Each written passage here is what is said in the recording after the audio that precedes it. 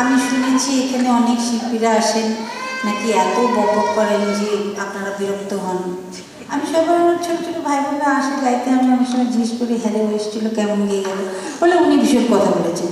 কিন্তু একটু আমার আবার জানেন তো কথা আপনাদের সঙ্গে একটু গল্প করতে ভালোই লাগে, খারাপ লাগে না। যেমন এই গানটা যখন আমি রেকর্ড করেছিলাম তার আগে আমি উত্তম কুমারকে কোনোদিন চোখে দেখিনি, বুঝলেন। বড্ড স্বাদ ছিল যে কবে যে দেখতে পাবো। তো হঠাৎ আমার গানটা রেকর্ডিং শুরু হয়েছে, উনি এসেছেন, তা আমি কাঁচের ভেতর দিয়ে দেখতে পাচ্ছি।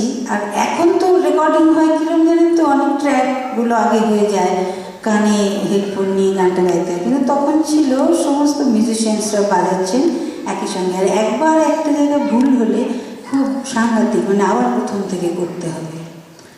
তো আমি সব ভুলে গেছি। উত্তম কুমারকে লাল গেঞ্জি পরা অনেক দূরে দেখতে পেয়েছি, আমার গানটা সব ভুলে টুলে গিয়ে চুপ করে দাঁড়িয়ে গেছি। তবে একে তো নতুন গাইতে গেছি, তার মধ্যে আবার কি গানের মাঝখানে বন্ধ হয়ে গেল। শ্যামলদা গৌরীদা সব ছুটে এসছেন, কী হলো, নার্ভাস হয়ে গেলি নাকি? আমি সোজাসুজি বললাম আমি কি করবো, আমি দেখতে পেয়েছি, আমার সব ভুলে গেছি। তখন সবাই বললেন যে আমি তখন উত্তম কুমারকে সবাই ডেকে নিলেন। আমি বললাম ওনাকে একটু আমার সামনে আনুন, আমি একটা প্রণাম করবো, তারপরে আমি গান গাই। তো উত্তম কুমার এসে বললেন মিষ্টি গলা, গানটা শুনতে শুনতে ওই দিকে ফ্লোরে চাবাচ্ছিল, আমি ঢুকে পড়েছি, তো তুমি এরকম করবে জানলে তো আমি আসতাম না। তা আমি বলবো আমি কী করবো, আপনাকে ওরকম দূর থেকে দেখবো, একটু প্রণাম করবো না, পাটা ছোবো না, আমি কী করে গাইবো, আমার আর গান হবে না। তারপরে শেষে উনি এসে দাঁড়ালেন, আমি প্রণাম টনাম করলাম, ছবি টবি তোলা হলো। তারপরে গৌরীদা আর শ্যামলদা বললেন এবার হইবন থেকে চা দিত, তারা চা খেয়ে পট করে গিয়ে দিলাম গানটা।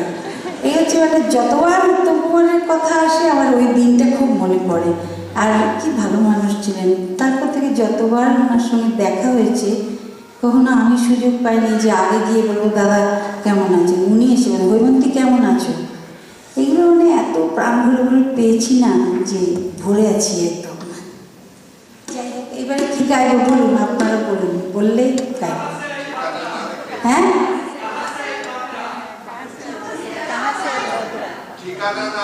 কাহা সে আয়ে বদরা, ওটা গাইবো গাইবো। এবার ঠিকানা না রেখে থেকে কে বললো রে ও সারে কিন্তু ভালো গাই এলো এখানে, খুব ভালো গাও, আমি জানি তোমাকে। ঠিক আছে গাইছি, ঠিকানাটা আগে গিয়ে নিতে হবে। হ্যাঁ